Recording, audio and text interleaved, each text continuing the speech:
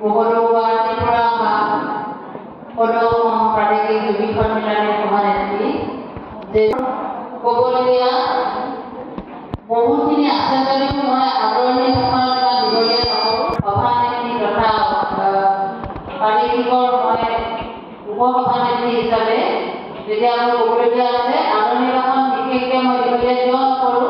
আমাৰ কাৰ্যসূচীত আৰু বহুতখিনিৰ পৰা মই আদৰণি জনাইছোঁ। যোৰহাট জিলাৰ বিভিন্ন অঞ্চলৰ পৰা আহি অংশ লোৱা সকলো মহিলা সংগঠন আৰু কৰ্মীসকলৰ প্ৰতি মই বিশেষ কৃতজ্ঞতা জ্ঞাপন কৰিছোঁ।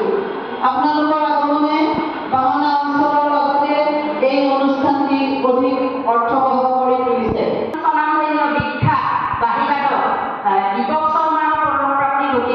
আমি উল্লেখ কৰিবলৈ ৰৈ গ'ল, বেয়া হ'ব।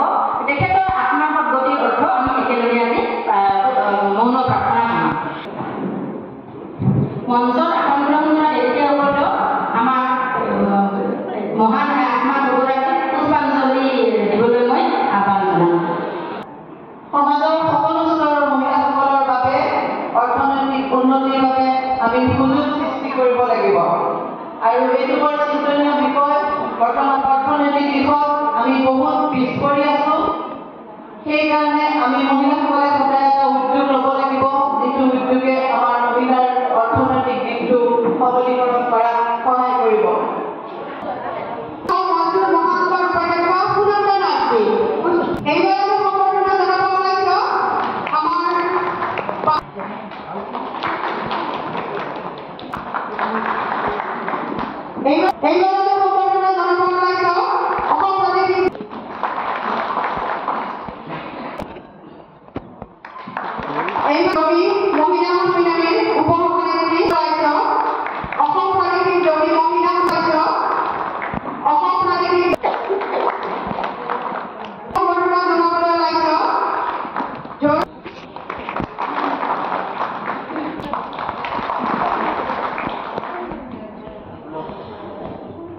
কাৰ্যনিৰ্বাহক সভা। এই সভাত মূলতঃ তিনিটা প্ৰস্তাৱ লোৱা হয়। এক নম্বৰ হ'ল আমাৰ যিটো এই স্বায়ত্তশাসিত পৰিষদবিলাকত আমাৰ ভূমিৰ লৈ এটা কিবা হৈছে, যিটো নাথ যোগী জাতিৰ যিখিনি স্বায়ত্তশাসনৰ ভিতৰত আছে তেওঁলোকৰ ভূমিৰ অধিকাৰটো লাহে লাহে নাইকিয়া হৈ পেলাইছে। তাৰমানে নাথৰ পৰা যদি বেলেগ কিবা হ'লৈকে ভূমিৰ হস্তান্তৰ নহয়, তেওঁলোকৰ নামত নামজাৰি নহয়, গতিকে সেইখিনিৰ কাৰণে আমি এটা দাবী কৰিছোঁ যে স্বায়ত্তশাসিত পৰিষদত বাস কৰা নাথ যোগীসকলক ভূমিৰ অধিকাৰ দিব লাগিব। আৰু সেইটোৰ কাৰণে চৰকাৰে এছেম্বলিত যাতে পাছ কৰাই লয় বিধেয়ক এখন, সেইখিনি পাছ হ'লে তেনেহ'লে ভূমিৰ অধিকাৰটো পাব। 2 নম্বৰ, অসমৰ বিভিন্ন জিলাত আমাৰ নাথ যোগীসকল সিঁচৰিত হৈ আছে। নাথ যোগীসকল সিঁচৰিত হৈ থকাৰ কাৰণে তেওঁলোকৰ স্বনিয়ন্ত্ৰণ সুবিধাৰ কাৰণে স্বায়ত্তশাসিত উপগ্ৰহীয় স্বায়ত্তশাসিত পৰিষদ এখন আমাক লাগে। উপগ্ৰহীয় স্বায়ত্তশাসিত পৰিষদ হ'লে অসমৰ বিভিন্ন জিলাত যিখিনি মানুহ বাস কৰি আছে তেওঁলোকে যাতে সুবিধাখিনি পাব পাৰে।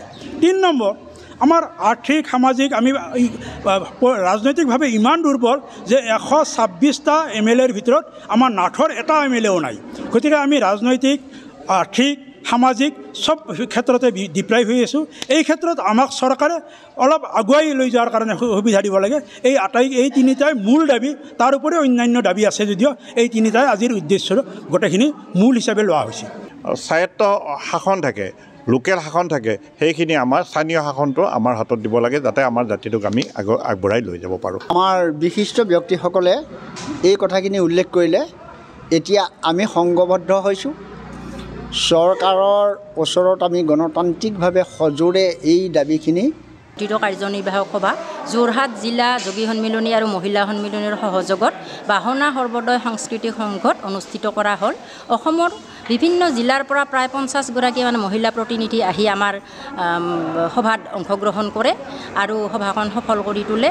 আমাৰ সভাখন উদ্বোধন কৰিবলৈ আমি আমাৰ বাহনাৰে জীয়ৰী বৰ্তমান লখিমপুৰ চিকিৎসা মহাবিদ্যালয়ত উপাধ্যক্ষ হিচাপে কৰ্মৰত ডাক্তৰ হিৰণ্য বৰা বাইদেউক আমি আমন্ত্ৰণ জনাইছিলোঁ।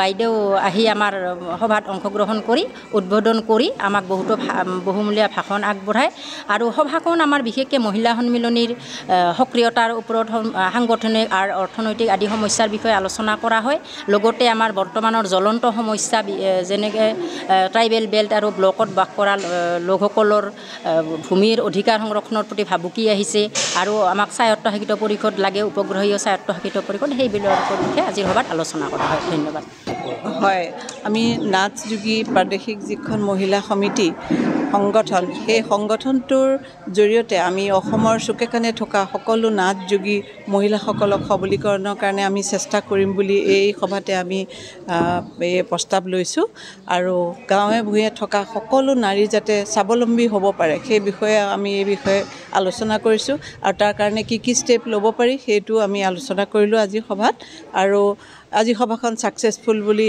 আমি ভাবিছোঁ আৰু ইয়াৰ পৰা আমি কিমানখিনি আগবাঢ়িব পাৰোঁ সেইটো নাজানো তাৰ কাৰণে চৰকাৰৰ সহযোগিতাও আমি বিচাৰিছোঁ নাথ যোগী সম্প্ৰদায়ৰ যিখিনি আমাৰ অসুবিধা আছে চৰকাৰৰ সহযোগিতাত আমি সেইখিনি ছল্ভ কৰিব পাৰিম বুলি আমি আশাবাদী